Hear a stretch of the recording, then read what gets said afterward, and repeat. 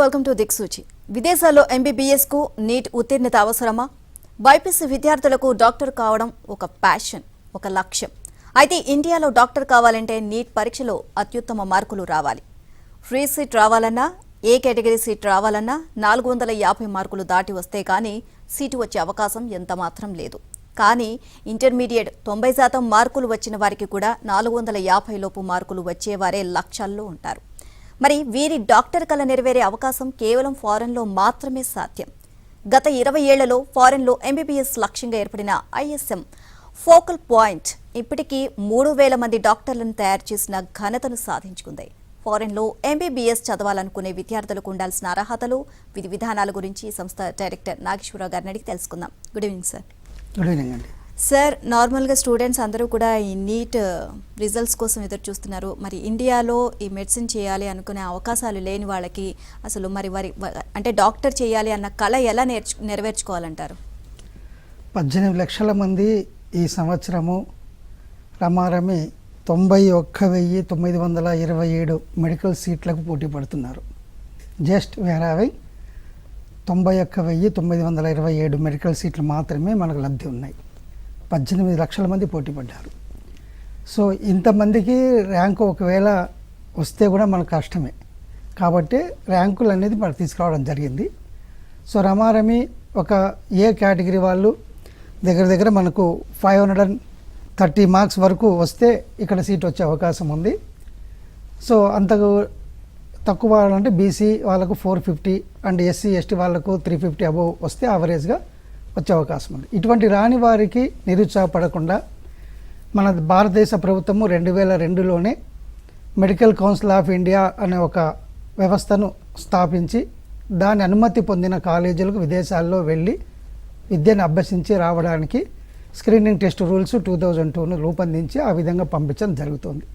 So ఆ విధంగా ఇక్కడ సీట్ రాలేదని ఎవరు నిరుత్సాహపడాల్సిన పని లేదు. మంచి క్వాలిటీ ఎడ్యుకేషన్ ఇస్తున్న కాలేజీలు, కార్పొరేట్ కాలేజీలు, మంచి కంట్రీస్, సేఫ్ కంట్రీస్ అన్నీ ఆహ్వానిస్తున్నాయి. మంచి కన్సల్టెన్సీ ఎన్నుకోవడమే ఒక పేరెంట్ యొక్క ప్రత్యేక శ్రద్ధ చూపించాల్సిన అవసరం అండి. సో ఫారెన్లో మెడిసిన్ చేయాలనుకుంటున్న విద్యార్థులకు ఇక్కడున్న ఇండియాలో ఉన్న విద్యార్థులకు విద్యా అర్హతలు ఏంటంటారు? ఫారెన్లో మెడికల్ ఎడ్యుకేషన్ చేయాలన్నా, ఇండియాలో మెడికల్ ఎడ్యుకేషన్ చేయాలన్నా ఒకటే రూల్స్ అండి. అందరూ కూడా +2 ఇంటర్మీడియట్ బయాలజీ, ఫిజిక్స్, కెమిస్ట్రీలో 50% మార్కులు సాధించిన వారు, ఈ సంవత్సరం డిసెంబర్ 31 వరకు 17 ఇయర్స్ కంప్లీట్ చేసుకున్న వారు ఖచ్చితంగా అర్హులు అవుతారు. కాకపోతే వీరికి క్వాలిటీ ఆఫ్ స్టూడెంట్ను విదేశాలకు కూడా పంపించాలనే ఉద్దేశంతో 2018 నుంచి నీట్ ఎగ్జామ్ను పెట్టడం జరిగింది. ఈ నీట్ ఎగ్జామ్లో మినిమంగా క్వాలిఫై కావాలి విదేశాలకైనా సరే అనేసి ఇప్పుడు కొత్తగా తీసుకొచ్చిన చట్ట ప్రకారంగా. So NEET cut off marks ప్రకారంగా లాస్ట్ ఇయర్ 2021లో జనరల్ కేటగిరీకి 138 ఉంది అండ్ ఎస్సీ ఎస్టీ బీసీ వాళ్ళకి 108 ఉంది. ఈ సంవత్సరం రమారమి అదే రేంజ్లో ఉండాలని అనుకుంటున్నారు అందరు కూడా. సో ఈ విధంగా ఈ కట్ ఆఫ్ మార్క్స్ వచ్చిన వాళ్ళు, అబోవ్ ఉన్న వాళ్ళందరూ కూడా విదేశాలకు వెళ్ళి చదువుకునే అవకాశం కల్పిస్తుంది మన ప్రభుత్వం అండి. అండ్ నార్మల్గా ఫారెన్ వెళ్ళి మెడిసిన్ చేయాలనుకుంటున్న వారికి అంటే ముఖ్యంగా ఏంటంటే కాలేజెస్ ఎంపిక, సో యూనివర్సిటీకి సంబంధించి ఏ విధంగా ఎంపిక చేసుకోవాలి, ఈ విషయంలో విద్యార్థులు చాలా మోసాలు జరిగాయి. అక్కడికి వెళ్ళిన తర్వాత వాళ్ళు మోసపోవడం కూడా జరిగింది. సో ఏ విధంగా అనేది జాగ్రత్తలు తీసుకోవాలంటారు? అంటే ప్రస్తుతానికి నేను చెప్పే సూచన అంటే 21 సంవత్సరాలుగా సీనియర్ మోస్ట్ ఆర్గనైజేషన్ నడిపిస్తూ ఇప్పటి వరకు 3000 మంది డాక్టర్స్ని కంప్లీట్ చేసిన సంస్థ ఐఎస్ఎం ఫోకల్ పాయింట్ ఎప్పటికీ మొదటి నుంచి అదే చెప్తుందండి పేరెంట్స్కు. ఫస్ట్ మీరు విదేశాలు వెళ్ళాలనుకున్నప్పుడు సేఫ్టీ ప్రికాషన్స్ ఉన్న కంట్రీకి వెళ్ళాలి. First safety is priority, number 1 priority. Number 2 పారదర్శకత, బడ్జెట్ దగ్గర ఏ కాలేజీకి వెళ్తున్నామో ఆ కాలేజీకి సంబంధించిన ఎక్స్పెన్సెస్ పూర్తి డేటా కనుక్కోవాలి. అక్కడికి వెళ్తున్న ప్రతి కార్యక్రమంలో కూడా స్టూడెంట్కు ఏ విధమైన అవసరం పడ్డా అతనికి నేను వెన్నంటున్నాను అని చెప్పగలిగిన స్థాయిలో మనకు యూనివర్సిటీలో కూడా సహాయం అందించే కన్సల్టెంట్ మన వెన్నంటి కోర్సు పూర్తయ్యే వరకు ఉండాలి. ఈ సూచనలు పాటిస్తే ఎవ్వరికి ఎక్కడ కూడా ఎలాంటి ద్రోహం జరగదు, ఎలాంటి మైనస్ పాయింట్స్ కావండి. నార్మల్గా విదేశీ కాలేజీల గుర్తింపుకు సంబంధించి సో అక్కడున్న అండ్ మార్పులు చేర్పులకు సంబంధించి, నిబంధనలకు సంబంధించి ఏమైనా మార్పులు ఉన్నాయంటారా దీనికి సంబంధించి? అంటే 2002లో మెడికల్ కౌన్సిల్ ఆఫ్ ఇండియా రూల్స్ను మార్చడం జరిగిందండి. ఇప్పుడు 2018లో మనకు నేషనల్ మెడికల్ కమిషన్ ఏర్పాటు చేయడం జరిగింది. కొత్త ప్రభుత్వం, సెంట్రల్ గవర్నమెంట్ మోడీ గారు వచ్చిన తర్వాత చాలా మార్పులు సంస్కరిస్తూ వస్తున్నారు. దాని ప్రకారంగా ఇప్పుడు నేషనల్ మెడికల్ కమిషన్ అనేది కొత్తగా ఇప్పుడు రూపొందించడం జరిగింది. దానికి అనుబంధంగా విదేశాల్లో చదువుకోవడానికి వెళ్తున్న విద్యార్థులకు నీట్ క్వాలిఫై కావడం అనేది ఎలా ఉందో వచ్చిన తర్వాత ఖచ్చితంగా మనకు ఎఫ్ఎంజీ ఎగ్జామ్ క్వాలిఫై కావాలనేది ఉన్నది. ఇప్పుడు ప్రస్తుతానికి ఇండియాలో చదువుతున్న విద్యార్థులు కూడా ఖచ్చితంగా ఈ యొక్క నేషనల్ ఎగ్జిట్ ఎగ్జామ్ క్వాలిఫై కావాలి. ఇది అందరికీ వర్తిస్తుంది. అబ్రాడ్కి వెళ్ళినా ఇండియాలో చదువుకునే విద్యార్థులకైనా కంప్లీట్గా ఎడ్యుకేషన్ పూర్తి చేసుకుని ఎగ్జిట్ అయ్యి వచ్చే వాళ్ళందరూ కూడా ఈ నేషనల్ ఎగ్జిట్ ఎగ్జామ్లో క్వాలిఫై కావాల్సి ఉంటుంది. ఇది కొత్తగా నీట్లో క్వాలిఫై అవ్వకపోతే అక్కడ ఫారెన్లో చదువుకునే అవకాశం లేదంటారా? ఫారెన్లో చదివి వచ్చిన తర్వాత ఫారెన్లో చదివి డిగ్రీ తీసుకుని వచ్చిన తర్వాత విద్యార్థులు కానీ ఇండియాలో డిగ్రీ కంప్లీట్ చేసిన విద్యార్థులు కానీ అందరూ కూడా ఫైనల్ ఇయర్ కంప్లీట్ చేసి వచ్చిన తర్వాత ఈ ఎగ్జిట్ ఎగ్జామ్లో పార్టిసిపేట్ చేయాల్సి ఉంటుంది. ఇప్పుడు అక్కడికి వెళ్ళాలి అనుకున్న వాళ్ళకి నీట్ ఎగ్జామ్లో క్వాలిఫై అయిన వాళ్ళు ఉంటారు, సో క్వాలిఫై అవ్వని వాళ్ళు కూడా ఉంటారు. సో వీరు ఇరువురు కూడా వెళ్ళొచ్చు అంటారా, అక్కడ చదువుకోవచ్చు అంటారా? అంటే ఇప్పుడు ఏంటంటే అమ్మా మాకు చెప్పేది నా సూచన అంటే ఒక సీనియర్ కన్సల్టెంట్గా ఇది చాలా మీరు కరెక్ట్ క్వశ్చన్ వేశారు. పేరెంట్స్ మోసపోకుండా దగాపడకుండా విద్యార్థుల భవిష్యత్తును మీరు ఆలోచించి ప్రశ్న వేశారు. ఇక్కడ ఏంటంటే 2002లో ఎంసీఏ ఎగ్జామ్స్కు ప్రణాళిక రూపొందించి వచ్చే విద్యార్థులందరూ కూడా ఎంసీఏ ఎఫ్ఎంజీ ఎగ్జామ్ పార్టిసిపేట్ కావాలనేసి ఆ రోజుల్లో తీసుకొచ్చిన చట్టము. అంటే 2002కు ముందు వెళ్ళిన విద్యార్థులకు మేము వచ్చిన తర్వాత ఈ ఎగ్జామ్ ఒకటి ఉంటుంది, మనం మెడికల్ లైసెన్స్ తీసుకోవాలి ఇండియాలో అనుకుంటే పర్మనెంట్ రిజిస్ట్రేషన్ కావాలంటే ఎఫ్ఎంజీ ఎగ్జామ్ క్లియర్ చేయాలనే విషయం తెలియకుండా వాళ్ళు వెళ్ళారు. సో వాళ్ళు కోర్సు పూర్తి చేసుకుని 2002లో వచ్చి 2003, 2004, 2005, 2006 వరకు ఈ యొక్క ఏదైతే తెలియకుండా వెళ్ళేవారో వాళ్ళు ఎగ్జామ్ రాయడంతో ఆ యొక్క సక్సెస్ పర్సంటేజ్ చాలా తక్కువగా ఉండింది. బట్ 2003 నుంచి మాలాంటి వారు కన్సల్టెంట్స్ వెళ్ళి తీసుకెళ్లిన విద్యార్థులకు అవగాహన కలిగించి మేము తీసుకెళ్లడంతో 2009 నుంచి వస్తున్న ఎఫ్ఎంజీ టెస్ట్ రిజల్ట్స్ చాలా ఎక్కువగా వచ్చాయి. సో దాంతో పరిక్రమంలో ఏమవుతుందంటే విదేశీ విద్య మీద మొగ్గు చూపడం అనేది జరిగింది.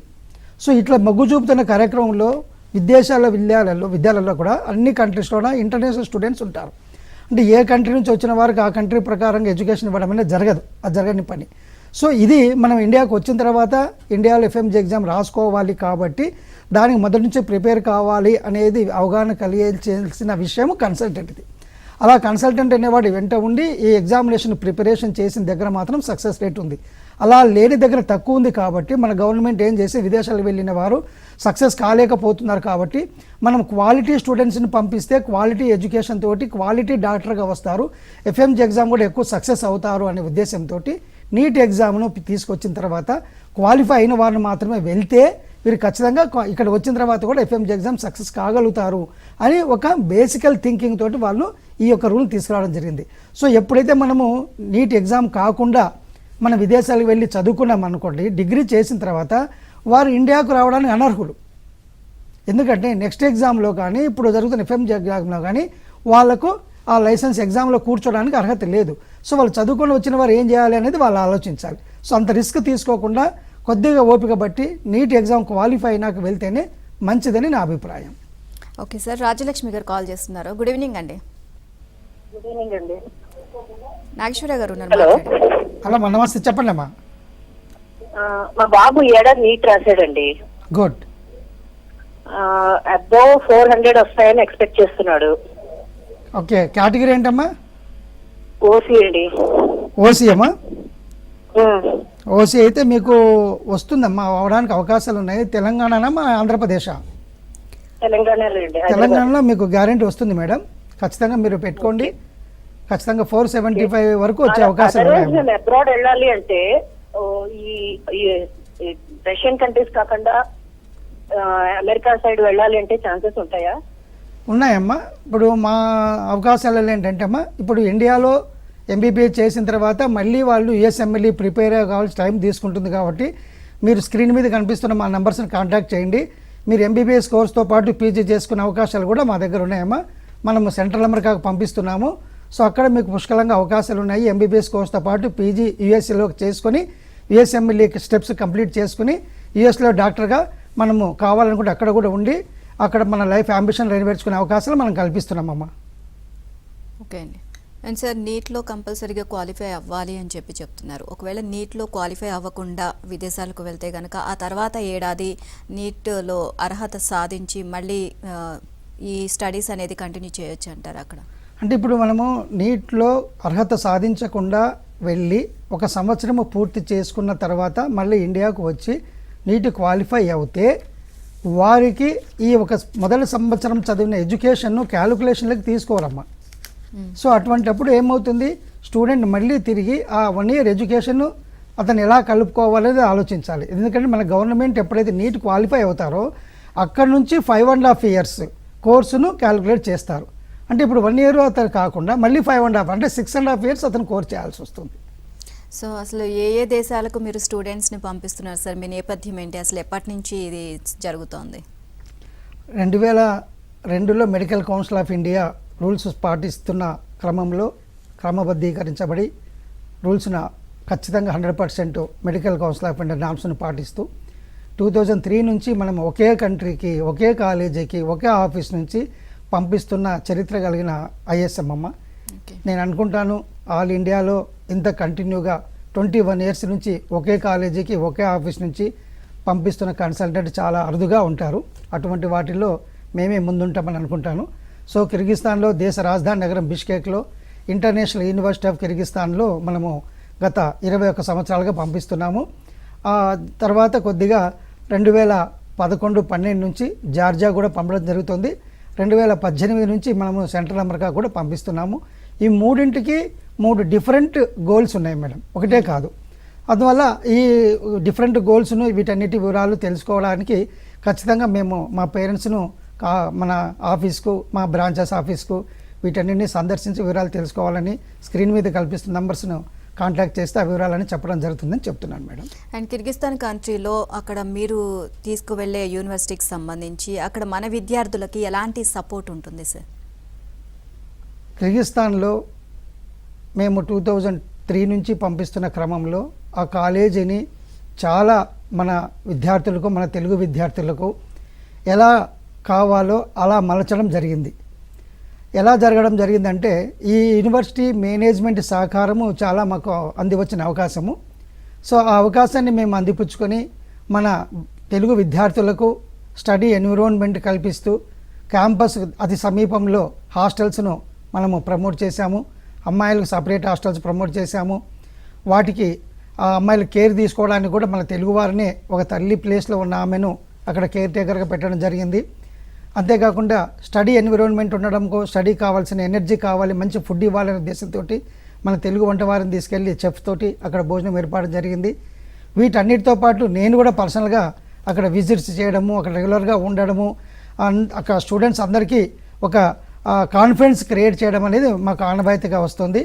అందులోనూ మన medical council of India FMG ఎగ్జామ్కు ప్రత్యేకంగా మనము ఇక్కడ ఎడ్యుకేషన్ సిస్టమ్ను మొట్టమొదటి నుంచి తీసుకొచ్చిన ఆ క్యాంపస్ మనకు ISM IUCAN. ఇక్కడ మొత్తం 19 సబ్జెక్ట్స్ మన ఇండియాలో ఏ విధంగా ఉన్నాయో ఆ విధంగానే బోధన చేయడం జరుగుతుంది. మనకి యాక్సెంట్ కూడా డిఫరెంట్ లేకుండా మన ఇండియన్ ఫ్యాకల్టీని అక్కడ తీసుకెళ్ళి ఈ 19 సబ్జెక్ట్స్ను క్లాస్ రూమ్లో చెప్పించడం జరుగుతుంది. అంతేకాకుండా FFG ఎగ్జామ్ గురించి, రాబోతున్న నేషనల్ ఎగ్జిట్ ఎగ్జామ్ గురించి కూడా డాక్టర్ భానుప్రకాష్ గారి ద్వారా శిక్షణ ఇవ్వడం జరుగుతుంది.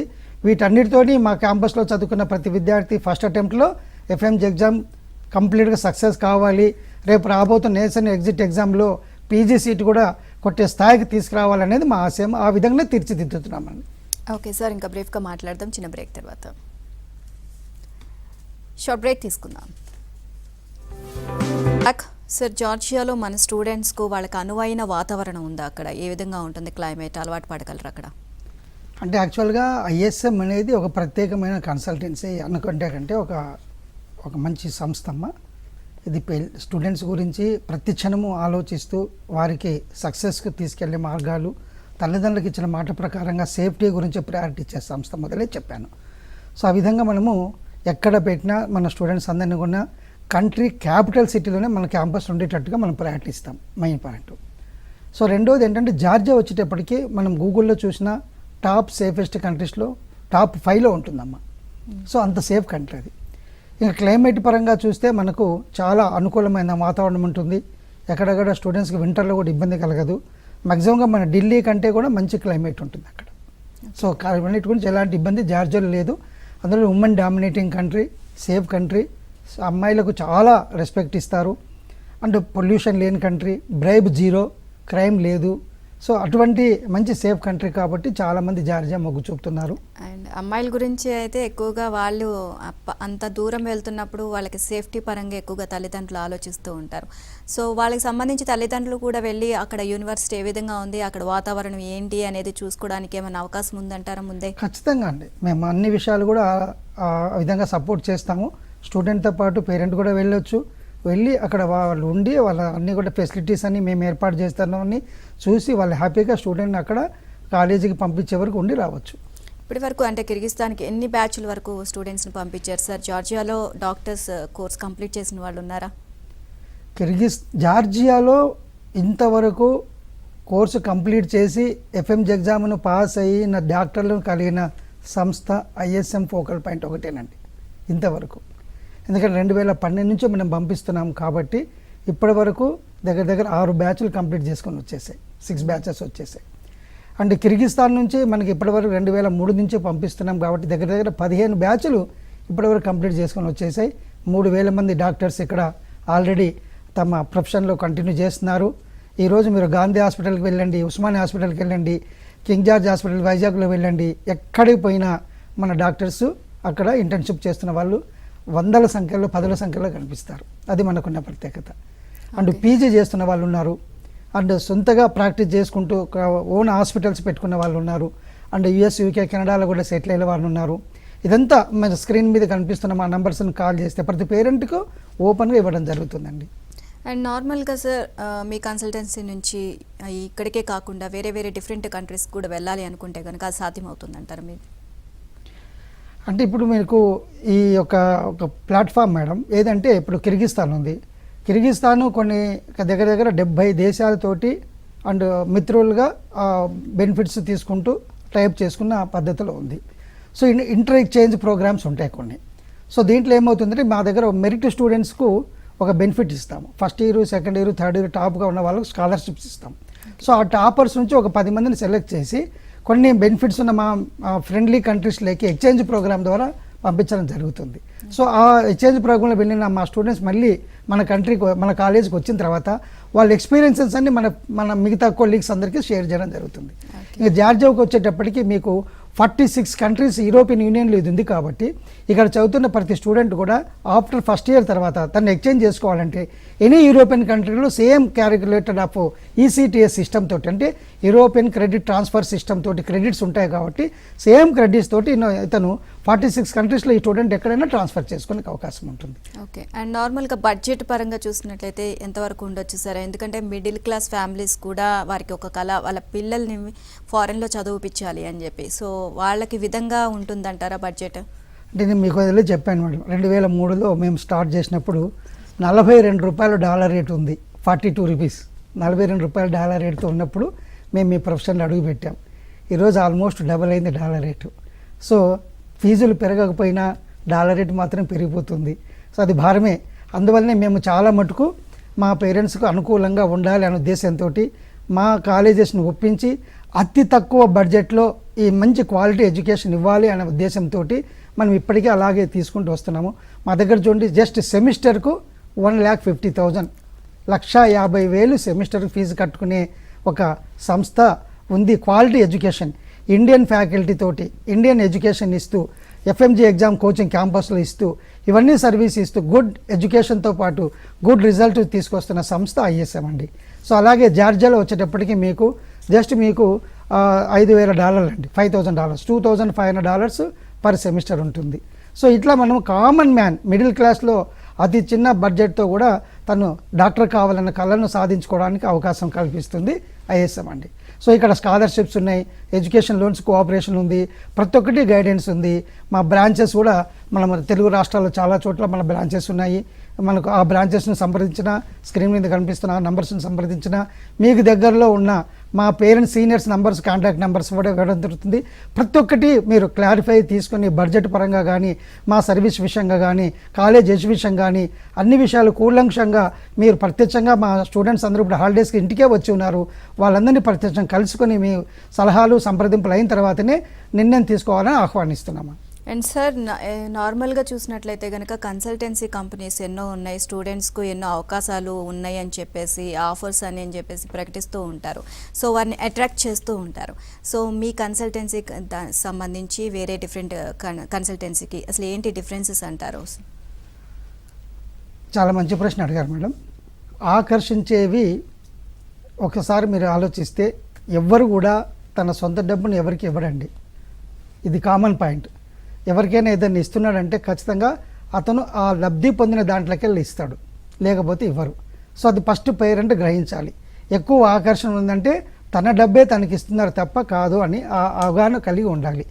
ఎక్కడ మనకు కావాలి, ఇక్కడ ఖచ్చితంగా ఇండియాకు వచ్చిన తర్వాత మెడికల్ లైసెన్స్ తోటి ఖచ్చితంగా రావాలి. ఇప్పుడు ఏంటంటే చాలా మటుకు మీరు ఫస్ట్ అడిగారు, నీట్ ద్వారా వెళ్ళొచ్చా, నీట్ లేకుండా వెళ్ళొచ్చా అన్నారు. రెండోది, ఇప్పుడు కొత్తగా మెడికల్ కౌన్సిల్ రూల్స్ కూడా వచ్చాయి. ఏమొచ్చాయి? 2021 నవంబర్ 18 నాడు గెజెట్ తీసుకొచ్చారు. ఈ గెజెట్లో ఏం చెప్పారు? ఇండియాలో ఎలా ఎడ్యుకేషన్ సిస్టమ్ ఉందో అలాంటి ఎడ్యుకేషన్ సిస్టమ్నే మీరు ఫాలో కావాలి. అంటే 4.5 years education plus 1 year internship మీరు చేయాలి. సో అది అనుగుణంగా లేకపోతే కష్టమనే ఉద్దేశంతో కొన్ని కంట్రీస్లో ఈ సంవత్సరంలో అవి చర్చలు జరుగుతున్నాయి. ఇప్పుడు మా పరంగా వచ్చేటప్పుడు కిర్గిస్తాన్లో 5.5 years విత్ ఇంటర్న్షిప్ ఇవ్వడానికి ఆ ప్రభుత్వం కూడా ఒప్పుకుంది. ఆ పరంగానే మనం ఆడిషన్లు చేస్తున్నాం. కొన్ని కంట్రీస్ ఫర్ ఎగ్జాంపుల్ చెప్దామండి, రష్యా అనుకుందామండి. ఇప్పుడు రష్యన్ కంట్రీస్ కొన్ని 6 years ఎడ్యుకేషన్ ఉన్నాయి. 6 years with internship without internship అనేది ఇంకా చర్చలో నడుస్తుంది. సో ఇప్పుడు అడ్మిషన్స్ టైము, ఈ స్టూడెంట్ అనేవాడు 6 years కోర్సులో చేరితే 6 years చేయాలా, 6+1 చేయాలనే సందిగ్ధత ఉంది. సో ఇవి ఫస్ట్ అండి. మనము ఈ కాంప్లిమెంట్స్ వాటి గణించకుండా లీగల్ పాయింట్స్ ఏవైతే ఉన్నాయో అవి మీరు ఖచ్చితంగా ఆ కన్సల్టెంట్ దగ్గర చర్చించండి. మనం వెళ్తున్నప్పుడు మన కోర్సు పీరియడ్ ఎంత, ఎప్పుడు తిరిగి వస్తాము, ఇండియాకు వచ్చిన తర్వాత మన సక్సెస్కు ఆ కన్సల్టెంట్ ఎలా దోహదపడతాడు, నెక్స్ట్ ఎగ్జామ్కు ఏ విధంగా వాళ్ళ కోఆపరేషన్ ఉంటుంది, వీటి మీద మీరు అవగాహన తీసుకోండి. ఈ స్కీములు, ఈ అట్రాక్షన్స్ ఇవన్నీ కూడా మనకు మీరు సంపాదించుకున్న డబ్బుల్లోకి వెళ్ళి ఇస్తారు తప్ప కన్సల్టెంట్ జాబ్లోకి నుంచి మాత్రం ఇవ్వడు. సో అండ్ నార్మల్గా అక్కడ అంటే విదేశాల్లో మెడిసిన్ పూర్తి చేసిన తర్వాత ఇక్కడ ఇండియాకి వచ్చిన తర్వాత ఒక ఎగ్జామ్ ఉంటుంది. దీనికి సంబంధించి మీ స్టూడెంట్స్ ఎంతవరకు ఉత్తీర్ణులు అయ్యారు? మేము 2003లో స్టార్ట్ చేసి ఫస్ట్ బ్యాచ్ 2008లో బయటకు వస్తున్నప్పుడే 2007లోనే మేము దీని మీద ఒక చర్చ పెట్టుకొని దానికి సంబంధించిన స్టూడెంట్స్కు ఎలాంటి సైకలాజికల్గా వాళ్ళకి ఫీలింగ్ ఉండకుండా క్రమబద్ధీకరిస్తూ వారిని మోటివేట్ చేస్తూ ఉండడానికి మేము డాక్టర్ వినీత్ గుప్తా గారు, ఒక liver transplant surgeon, gold medallist, ఆయన టీంను తీసుకొచ్చేసి మనము ఈ యొక్క ఎంసీఏ కోచింగ్ ద్వారా తీసుకురావడం జరిగిందండి. అలా క్రమంలో చాలా మనం డెవలప్మెంట్ చేశాము. ఆ విధంగా ఇప్పుడు డాక్టర్ భానుప్రకాష్ గారిని అకాడమిక్ డీన్గా తీసుకొచ్చాము. ఆయన టీంతో ఇప్పుడు మనము ప్రతి డే నుంచి 1 day నుంచి జాయిన్ అయిన ప్రతి రోజు నుంచి కూడా కోర్సు పూర్తి అయ్యేంత వరకు క్యాంపస్లోనే మనం ఈ ఎగ్జామ్ గురించి కోచింగ్ ఇవ్వడం జరుగుతుంది. ఇండియాలో ఏ విధమైన 19 సబ్జెక్ట్స్ ఉన్నాయో ఆ 19 సబ్జెక్ట్స్కి సంబంధించిన పూర్తి అవగాహనతోటి ఎవ్రీ మంత్ వాళ్ళకు ఆన్లైన్ ఎగ్జామ్స్ కండక్ట్ చేస్తూ వాళ్ళకి ఎంసీక్యూస్ తోటి వాళ్ళకు ప్రాక్టికల్ నాలెడ్జ్ చేస్తూ మనకు అన్ని విధాల వాళ్ళకి హెల్ప్ చేయాలనే ఉద్దేశంతో సపరేట్గా మన ఓన్ హాస్పిటల్, వేదాంత హాస్పిటల్ని కూడా తీసుకొచ్చి మన ఇండియన్ డాక్టర్స్ని అక్కడ పెట్టి మన ప్రాక్టికల్స్ కూడా వాళ్ళకు రీచ్ అయ్యేటట్టుగా చేయడం జరుగుతుంది. 100% మా రిజల్ట్ రావాలనే ఉద్దేశంతో ఇవన్నీ చేస్తున్నాము. ఇప్పటివరకు మాది ఎప్పుడు కూడా 75-80% సక్సెస్ రేటు ఎఫ్ఎంజీ ఎగ్జామ్లో వస్తుంది మేడం. అండ్ ఫ్యాకల్టీస్ విషయానికి వచ్చిన విద్యా బోధనకి సంబంధించి ఏ విధంగా ఉంటుంది సార్ అక్కడ? ఇప్పుడు ఫ్యాకల్టీ విషయంకి వచ్చేటప్పటికి మా కాలేజీ క్యాంపస్లో మన 19 సబ్జెక్ట్స్కు ఇప్పటి వరకు 14 మంది ఇండియన్ ప్రొఫెసర్స్ని మేము అక్కడ ఇన్పుట్ చేయడం జరిగింది. లోకల్ ప్రొఫెసర్స్ను మేము ఇన్వైట్ చేయడం లేదు. ఓన్లీ వాళ్ళు ప్రాక్టికల్స్కి మాత్రమే పరిమితం అవుతారు. ఎందుకంటే వాళ్ళకు మన ఇండియన్ సిలబస్ను ఇండియన్ ప్రొఫెసర్ అయితేనే వాళ్ళకు కరెక్ట్గా చెప్పగలుగుతాడు, అవగాహన కుదిరించగలుగుతాడు, యాక్సెంట్ ఆఫ్ లాంగ్వేజ్ ఏదంటే ఇబ్బంది లేకుండా ఉంటుంది అనే ఒక మెథడ్ తోటి మేము ఈ యొక్క ఫ్యాకల్టీని కూడా ఖర్చుకు వెనకాడకుండా మంచి క్వాలిటీ ఎడ్యుకేషన్ ఇవ్వడానికి మనం ఈ యొక్క సిస్టమ్ను ఫాలో అవుతున్నామండి. సో మా ఎడ్యుకేషన్ సిస్టమ్ పూర్తిగా ఇండియన్ బేస్డ్ ప్రోగ్రాంలో ఇండియా సిస్టంలో జరుగుతుంది. అండ్ స్కాలర్షిప్ విషయానికి అలాగే స్టూడెంట్స్కి లోన్ ప్రాసెస్ సంబంధించి కూడా ఇందులో మీరు మీ వంతు ఎంతవరకు హెల్ప్ చేస్తారు మీరు? స్కాలర్షిప్ విషయంలో మనకు ఎడ్యుకేషన్ లోన్స్ విషయంలో కూడా మేము కోఆర్డినేట్ చేస్తున్నామండి. మా దగ్గర మెరిట్ స్టూడెంట్స్ స్కాలర్షిప్స్ ఉన్నాయి అండ్ గవర్నమెంట్ స్కాలర్షిప్స్ ఏవైనా ఉంటే వాటికి కూడా మేము కోఆపరేట్ చేస్తున్నాము. వాటి గైడ్లైన్స్ని ఫాలో అయ్యి వాళ్ళకు మేము ప్రాసెస్ అంతా కూడా క్లియర్ చేయడం జరుగుతుంది. అండ్ ఈరోజు కూడా మేము మా క్యాంపస్లో నీట్ క్వాలిఫై అయిన విద్యార్థులకు మెరిట్ స్కాలర్షిప్ కూడా ఈరోజు కూడా మా క్యాంపస్లో ఈరోజు ఎగ్జామ్ పెట్టడం జరిగింది. 2 to 5 lakhs మేము ప్రతి ఒక్క స్టూడెంట్కి ఇచ్చే ఉద్దేశంతో ఎగ్జామ్ పెట్టడం జరిగింది. వాటిలో రమారమి ఒక 75 స్టూడెంట్స్ ఈరోజు పార్టిసిపేట్ చేశారు. సో అలా మేము ప్రమోషన్స్లో కూడా ప్రతి ఒక్కరికి మెరిట్కు ప్రాధాన్యత ఇవ్వడం జరుగుతుందండి. సో ఎడ్యుకేషన్ లోన్స్ కూడా మేము కంపల్సరీగా వాళ్ళు కోఆపరేట్ చేయడం జరుగుతుంది. అవి మా స్క్రీన్ మీద కనిపిస్తున్న మా నంబర్స్ని కాంటాక్ట్ చేస్తే వాటి వివరాలన్నీ మా వాళ్ళందరి గైడ్లైన్స్ అన్ని ఫాలో చేసేటట్టుగా చెప్తారండి. Right sir, ISM focal point consultancy నుంచి ఎంతోమంది స్టూడెంట్స్ని కిర్గిస్తాన్ అక్కడికి పంపించి ఎంతోమంది అంటే వారికి మెడిసిన్ చేయాలి అన్న వారి కళను నెరవేర్చారు. And thank you so much sir. ఇది వాళ్ళ దిక్సూచి కార్యక్రమం. Keep watching ABN.